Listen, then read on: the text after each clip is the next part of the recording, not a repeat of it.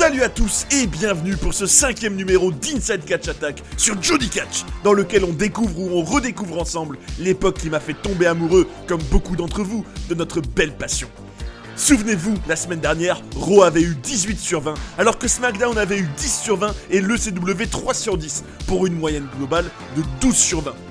Du côté du show rouge cette semaine, la rivalité entre John Cena et Randy Orton en vue de No Way Out continue avec un incroyable bras de fer de Mr. You Can See Me contre Mark Henry. Vous allez également découvrir qui va avoir le plus de momentum en vue du match Elimination Chamber à venir au casting 5 étoiles. Sans oublier le légendaire Kiss My Ass Club de Vince McMahon qui va avoir un nouveau membre et les bêtises toujours aussi drôles du génial Santino Marella. À SmackDown, ça donne aussi envie, avec une bataille qui promet d'être chaotique entre tous les participants au Chamber, dont l'Undertaker, Batista et le mastodonte Big Daddy V. On va avoir droit à une nouvelle édition du Cutting Edge avec Vickie Guerrero et Rey Mysterio, l'arrivée à pas d'éléphant de l'énergumène Festus, et même un pétage de câble mémorable du motard Chuck Palumbo. Quant à l'ECW, tenez-vous bien, on va y avoir un hyper original Gulf of Mexico match entre CM Punk et Chavo Guerrero. Mais aussi une interview très touchante de Stevie Richards et la présence toujours agréable du rayon de soleil du show, la belle Layla. À la fin de chaque show, vous retrouverez ma note et en fin d'émission, on aura mon power ranking et la note de la semaine. Vous êtes bien sur Jody Catch, Inside Catch Attack numéro 5, c'est parti!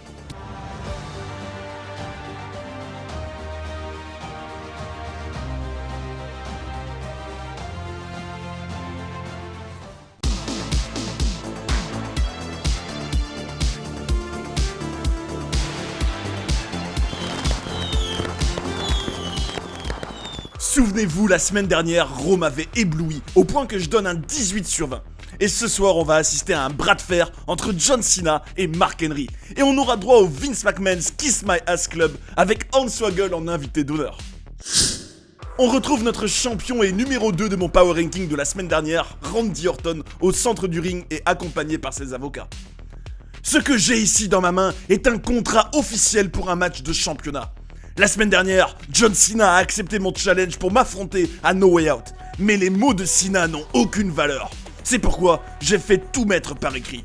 Je veux que ce contrat soit signé pour que Cena n'ait plus aucune issue, s'exclame Orton, avant d'haranguer son challenger pour qu'il vienne à son tour signer le contrat. Monsieur Hustle Loyalty Westpac ne se fait pas prier davantage et débarque dans une arène d'Austin au Texas, prête à exploser. C'est clairement la foule la plus chaude depuis le début de notre épopée. The Champ est excédé par la posture du champion qui est vautré sur sa chaise et le repousse pour qu'il s'assoie correctement. Cena signe le contrat sans même le regarder et c'est donc gravé dans le marbre. Le match aura lieu à No Way Out.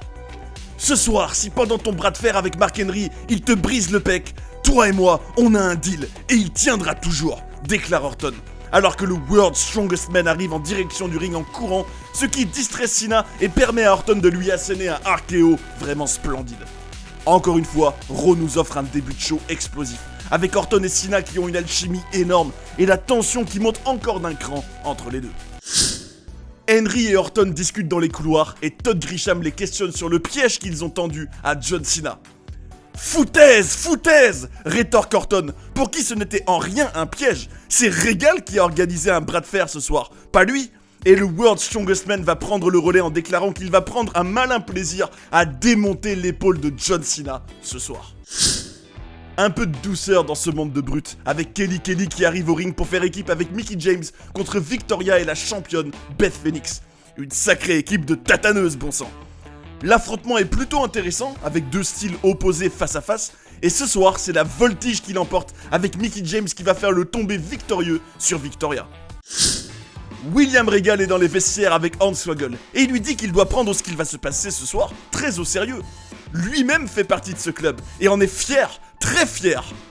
Désolé, mais je peux pas ne pas exploser de rire en entendant ça, et en prenant du recul sur la situation. C'est magique. Si je vous dis pantalon en cuir et chapeau en paille, vous me dites Shawn Michaels évidemment. Le Heartbreak Kid arrive dans le ring et ressasse sa route vers WrestleMania de l'année dernière, dans laquelle il est passé à un cheveu de gagner le Royal Rumble, mais aussi à un cheveu de gagner dans le main event du plus grand show de l'année. Je tiens à prévenir tous mes adversaires de l'Elimination Chamber, mes amis, mes ennemis, et même Umaga, je ne sais pas bien ce qu'il est, mais il est prévenu, déclare HBK, interrompu par un homme avec qui il a une sacrée histoire, Chris Jericho. Avec tout le respect qu'a Y2J pour le Texan, il lui dit qu'il ne gagnera pas le Chamber. Jericho a le feu en lui et a besoin de retrouver le main event de WrestleMania, et personne l'en empêchera. C'est au tour de Jeff Hardy de faire son entrée, et il a vraiment la cote avec la foule, qui l'acclame et chante son nom. Je trouve ça génial que vous vouliez retrouver le main event de WrestleMania, mais moi, je ne l'ai jamais connu, et j'en suis plus près que jamais. Peu importe le prix à payer, même sacrifier mon physique, s'exclame Hardy, qui est à son tour coupé par l'arrivée de l'homme à la tête du dernier Power Ranking, John Bradshaw Layfield. Je suis vraiment fan du public ce soir, qui réagit vraiment à tout, et JBL les insulte directement en leur disant qu'à cause d'eux, il a quitté le Texas pour New York. JBL obtient toujours ce qu'il veut, quelle que soit la manière. Et même si le Samoan Bulldozer ne parle pas notre langue, il comprend le langage de l'argent. Et à No Way Out, Umaga va garantir ma victoire et mon retour dans le main event de WrestleMania, s'exclame JBL, avant qu'Umaga justement ne débarque en direction du ring. Layfield applaudit son nouvel associé, mais ce dernier va lui lancer un regard animal. Et c'est son partenaire de la semaine dernière qui arrive en la personne de Snitsky. Le fracassé est accueilli par des « brosse-toi les dents » du public et vit sa non-participation au Chamber comme une injustice. Michaels l'attaque et tout le monde se tatane dans le ring. Ça part en vrille totale et Regal apparaît en hurlant « Assez! Assez ! Ce soir, ce sera Snitsky et JBL avec aussi Umanga contre Shawn Michaels, Jeff Hardy et Chris Jericho. » Super Crazy est déjà sur le ring et il va être rejoint par son adversaire du soir, Mr. Kennedy. Celui qui veut mettre un terme à la carrière de Ric Flair ne va faire qu'une bouchée du Mexicain et nous demande de regarder ce que MVP a fait au Nature Boy lors du dernier SmackDown.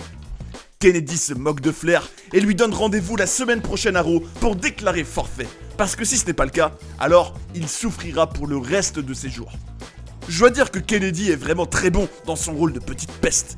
Il sait vraiment se rendre détestable, et même moi, j'ai envie de le tataner. Bravo à l'homme de Green Bay. Santino Marella bras dessus avec Maria et Carlito arrive sur le ring. Et l'Italien me tue en tenant les cordes à Carlito comme si c'était une femme. Je l'adore, c'est vraiment un comique né ce type. Les virevoltants Brian Kendrick et Paul London arrivent à toute allure et vont repartir aussi sec, puisqu'ils perdront en moins de 2 minutes après un backstabber de Carlito sur Kendrick. Santino avait excédé Paul London qui l'avait poursuivi à l'extérieur du ring, et ça semble être une vraie stratégie pour cette équipe, puisque ça fonctionne depuis 3 semaines. J'aurais jamais cru dire ça, mais Vince McMahon est accroupi dans sa loge, en train de se faire aérer les fesses. Le président se dandine pendant qu'un type s'occupe de son arrière-train. Imagine ça, les fesses de Monsieur McMahon en HD, ça sonne bien. Et voici venir le big boss de la WWE qui se présente comme un exemple pour n'importe quel patron. Ce soir, il va donner l'exemple à tous les parents dans l'arène. McMahon leur reproche de ne pas s'occuper de leurs enfants correctement. Il faut être ferme avec eux, les diriger, leur montrer la voie, et c'est exactement ce qu'il compte faire ce soir. Hornswoggle arrive en direction du ring avec une mine déconfite. VKM s'agenouille pour se mettre à sa hauteur et lui dit qu'il sait qu'il l'aime et que ce qui va se produire va lui faire plus mal à lui qu'autre chose. Le grand patron baisse sa braguette puis son pantalon alors qu'un type crie « Mes yeux ! Mes yeux !» dans le public. Mais le pauvre n'est pas au bout de ses peines puisque Vince va retrousser son slip. « Allez, embrasse-le !» demande McMahon à plusieurs reprises. L'Irlandais s'approche et au moment de toucher les fesses de Vince, il se rétracte à la 11e heure. Vince s'impatiente et hurle sur le lutin, et c'est la musique de Finlay qui résonne dans l'arène. « Qu'est-ce qui va pas chez toi ?» lui demande l'Irlandais. « Ce soir, il s'agit de discipline », lui répond Vince, avant de lui rappeler que c'est lui qui signe ses chèques, et qu'il pourra embrasser ses fesses à son tour quand il en aura fini avec Hornswoggle. « 2 pour le prix d'1 » commande Jerry Lawler, alors que c'est reparti. Vince ressort son fessier, se penche en avant, perd patience, et l'Irlandais, sur les conseils de Finlay, va tout simplement se jeter sur les fesses de son père pour les mordre. Les Irlandais quittent le ring en célébrant, pendant que le président reste ébahi sur le ring avant de s'énerver contre le public. La semaine prochaine, Monsieur McMahon sera en action sur ce ring, et ce sera contre mon fils bâtard, Hornswoggle.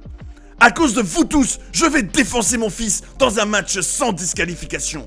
Et si Finlay intervient dans mon match, il sera viré. Alors, vous ne riez plus maintenant, hein? S'énerve VKM. On peut dire que le Big Boss a remis les pendules à l'heure. Et la semaine prochaine s'annonce cauchemardesque au pays des lutins. Quel personnage Vince quand même. Quand il se met à hurler et qu'il est à bout de nerfs, c'est limite intimidant. Il est juste excellent. Et beaucoup le considèrent à juste titre comme le plus grand méchant de l'histoire du catch.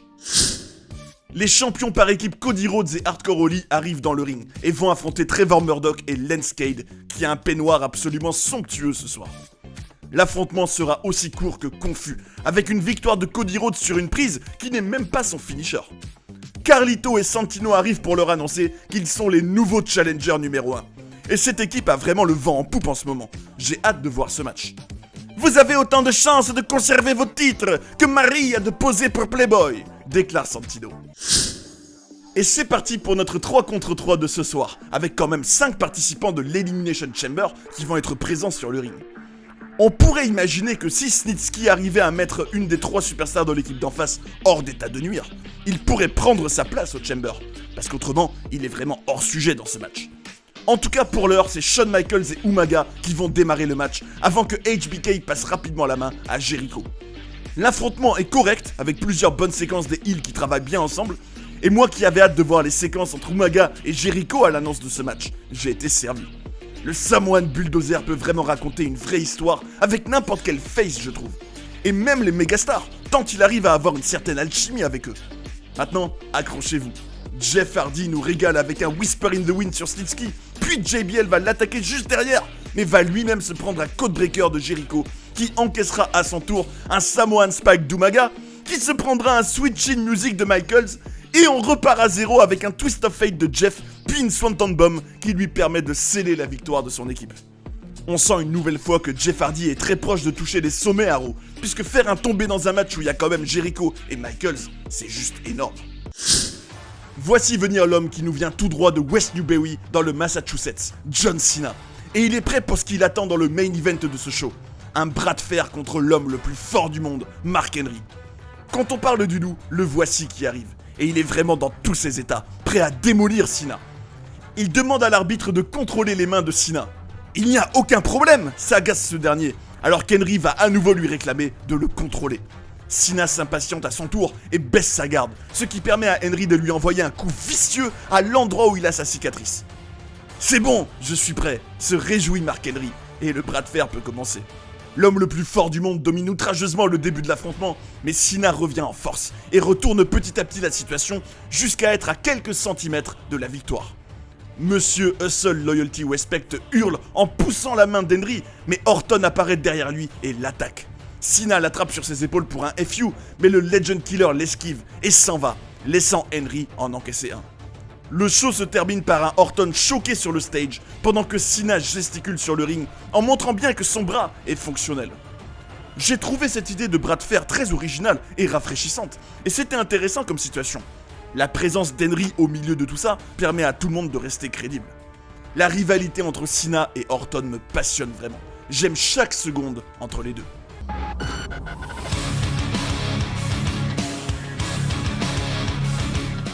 Encore un très bon Raw ce soir, avec des storylines qui avancent, des situations intéressantes et des choses pour le moins originales, avec notamment le Kiss My Ass Club et le bras de fer.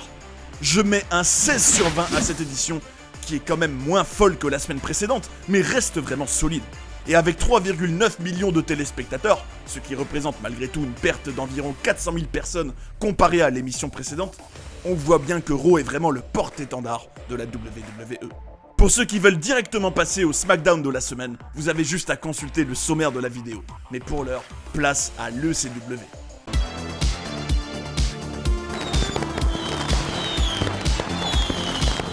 Qu'est-ce que j'aime quand un show de catch démarre par un beau générique et des pyros, et c'est le cas ce soir à l'ECW, tout comme pour le dernier Raw d'ailleurs.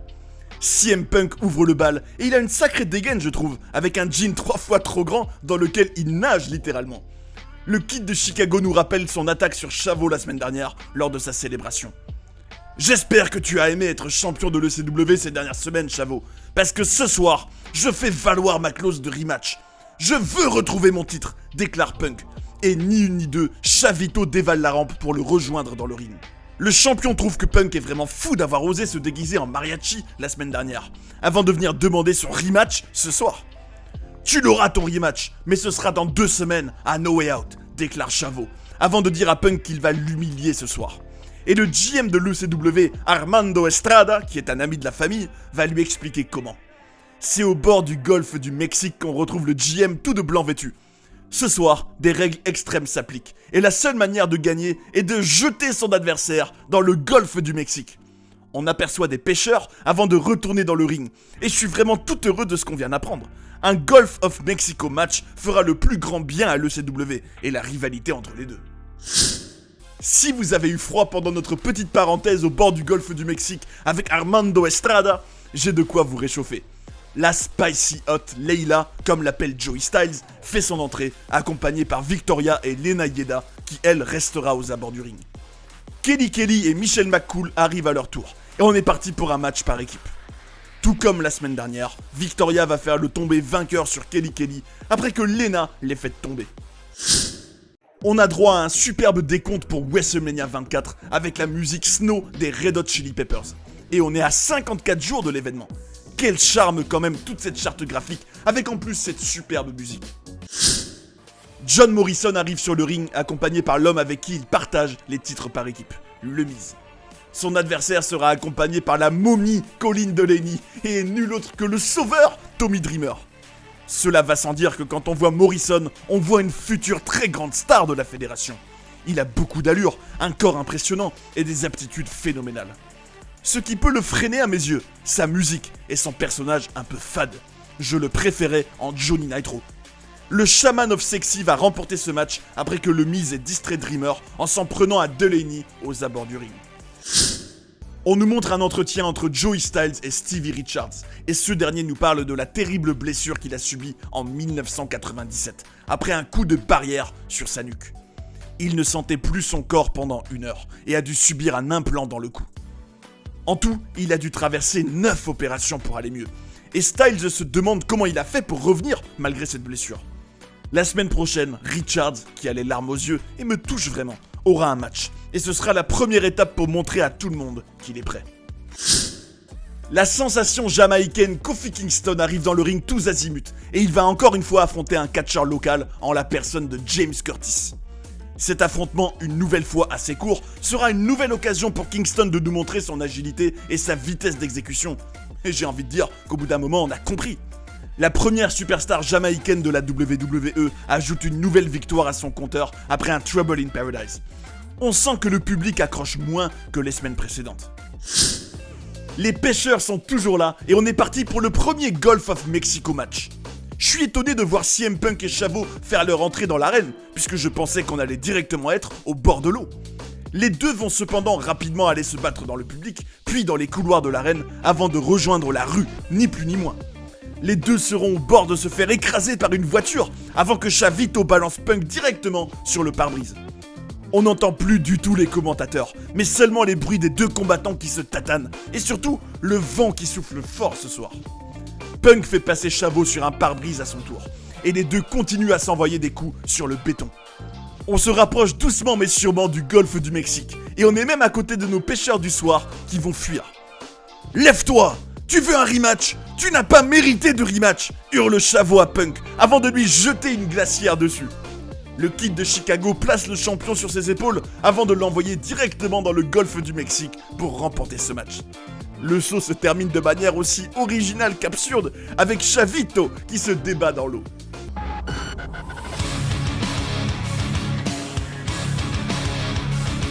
Un segment d'ouverture plutôt correct, la belle Leila qui crève l'écran, une interview très touchante et un main event hyper original, c'est ce que je retiens surtout de ce show auquel je donne un bon 5 sur 10, rien que pour son Gulf of Mexico match que j'ai vraiment aimé.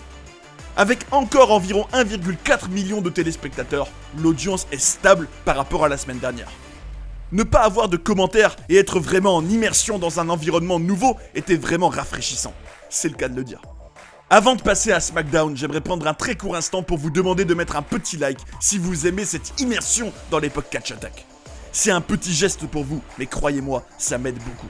Avec le petit abonnement qui va bien, c'est caviar.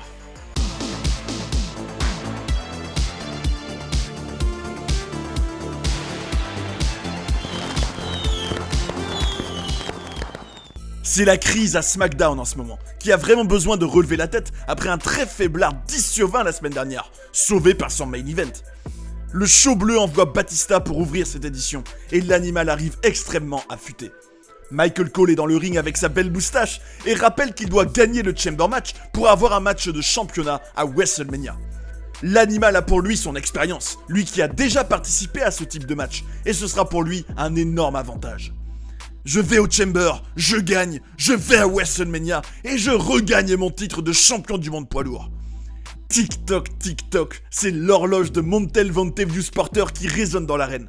Et le champion US qui n'a plus défendu son précieux depuis un bail va reprocher à l'animal de trop parler. Après ce que tu as fait à Ric Flair, je peux te dire que je vais te démonter à No Way Out, hurle Batista dans une rage intense. Ça c'est le Big Dave que j'aime, bon sang. Big Daddy V arrive accompagné par Matt Striker et j'adore son entrée, sa musique, sa démarche, on dirait un vrai monstre avec ses tatouages et sa carrure. Big Daddy V va démolir tout le monde dans cette Elimination Chamber, déclare Striker, pendant que le mastodonte se frappe le torse comme un gorille.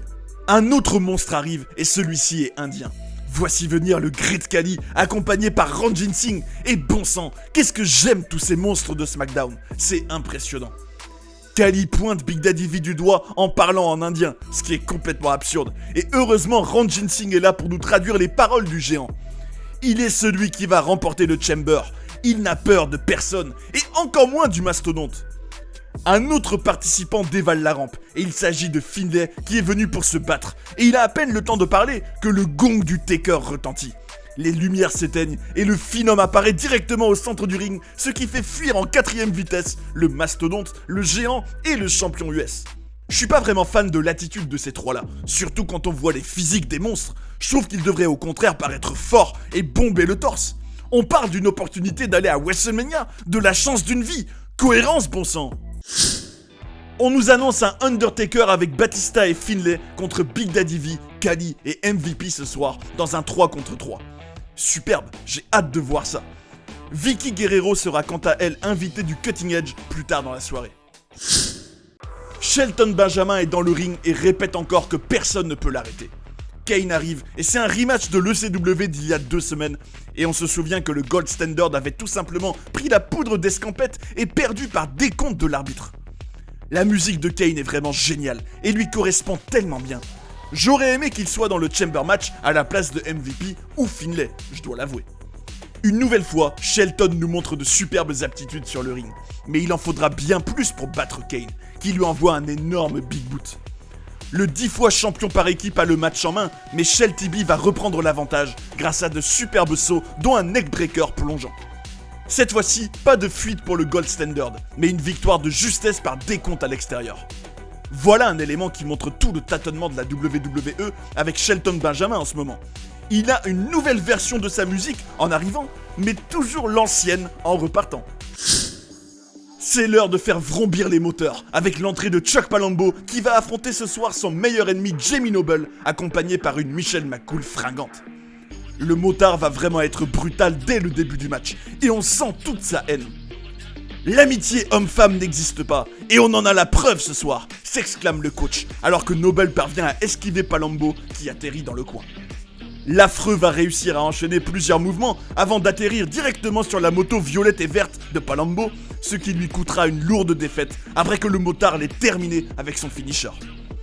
Michel est craintive à l'idée d'aller au chevet de Noble et Palumbo va le tataner et notamment le jeter ultra violemment dans le poteau. J'aime vraiment les pétages de câbles de Chuck, qui est bien meilleur dans ce domaine que lorsqu'il prend le micro. Il a vraiment l'air d'un taré. Stop! Stop! Hurle Michel, alors que le motard enchaîne des droites surpuissantes dans la face du laidron, avant de l'éclater contre la barrière. C'est de ta faute! Je te l'avais dit! Dit-il à McCool en la pointant du doigt.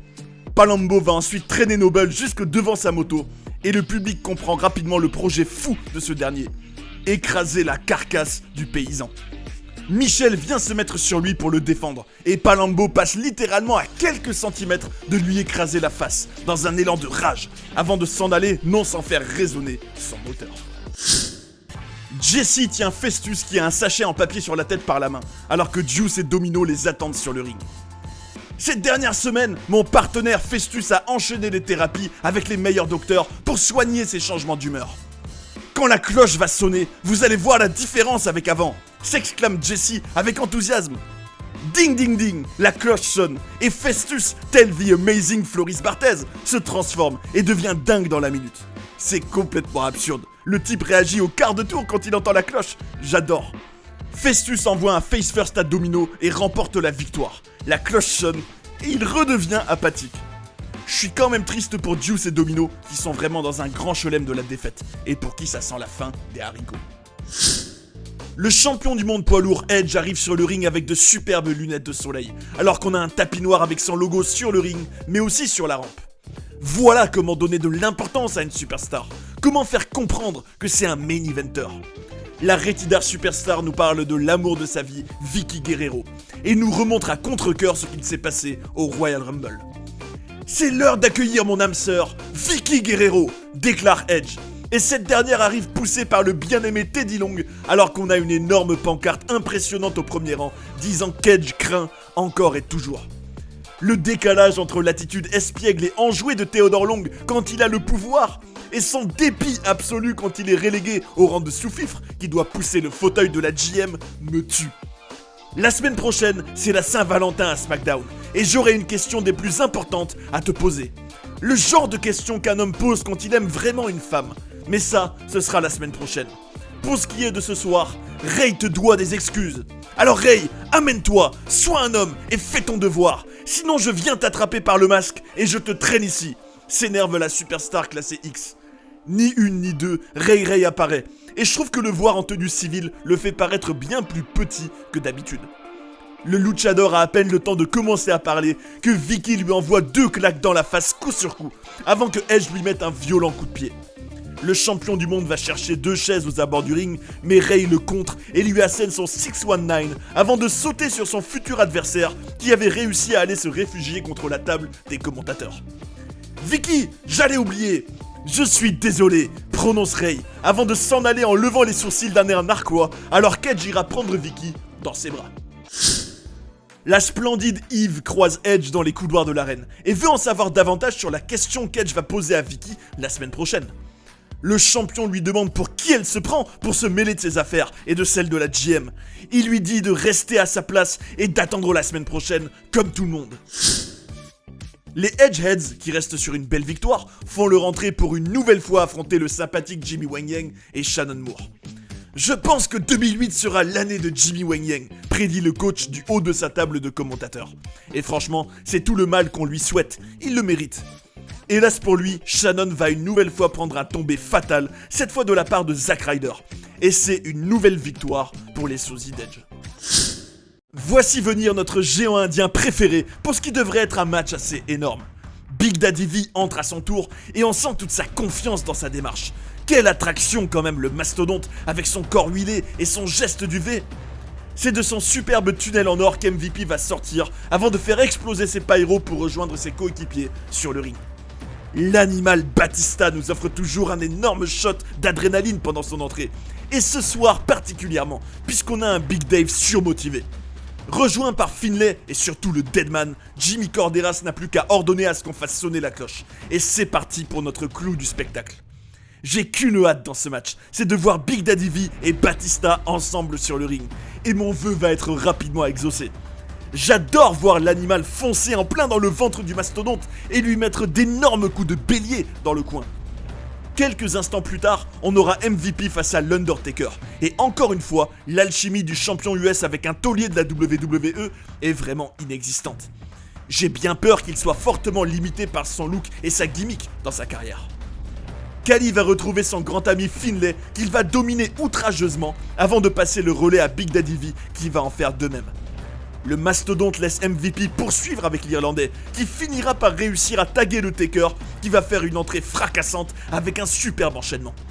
Le Phenom est prêt à faire son chokeslam, mais le mastodonte l'attaque par derrière avec un Samoan drop, avant de se prendre un bon gros spear par l'animal qui, à son tour, encaisse un chop de Khali, qui lui-même subit un coup de Shillelagh violent par Finlay, qui se prendra un running knee par MVP. Et on en revient au Taker, qui finit par asséner son chokeslam à MVP, mais Corderas a stoppé le match. Batista, le Deadman et Finlay sont sur le ring et se jaugent à moins de 10 jours de leur match à No Way Out.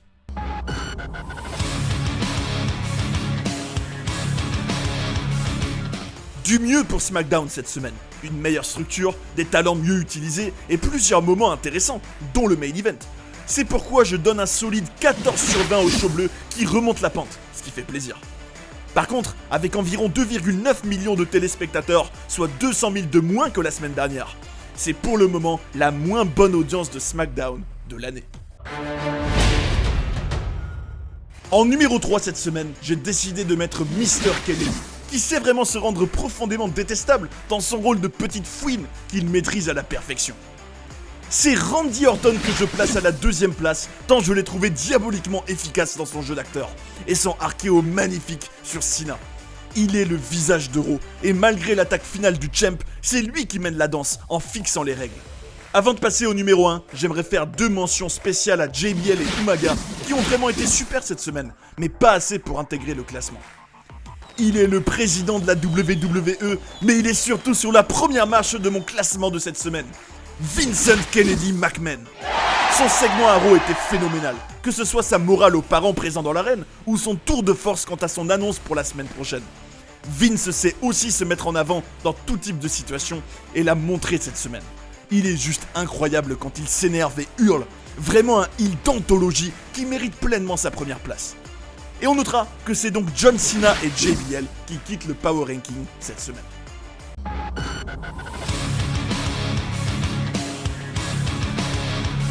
Avec un Raw à 16 sur 20, le CW qui avait obtenu 5 sur 10 et le show bleu qui remonte à 14 sur 20, on a donc un 35 sur 50, soit une moyenne à 14 sur 20 pour cette avant-dernière semaine avant No Way Out. Ce qui est vraiment pas mal du tout. C'est ainsi que se termine notre 5e numéro d'Inside Catch Attack. Et le prochain numéro promet d'être excitant avec la feud entre John Cena et Randy Orton qui devrait encore continuer dans la même intensité et probablement encore nous régaler. On a aussi la rivalité entre l'excellent heel Mr. Kennedy et Ric Flair qui devrait se poursuivre. Et on peut imaginer que tous les participants aux 2 Chambers voudront envoyer un message fort à leurs rivaux. En tout cas, cette semaine, on a eu plusieurs scènes originales entre le bras de fer, le Kiss My Ass Club et le Gulf of Mexico match. Raw reste toujours aussi intéressant en étant porté par son roster incroyable et SmackDown et le CW sont déjà meilleurs. Espérons que ça continue sur cette lancée maintenant.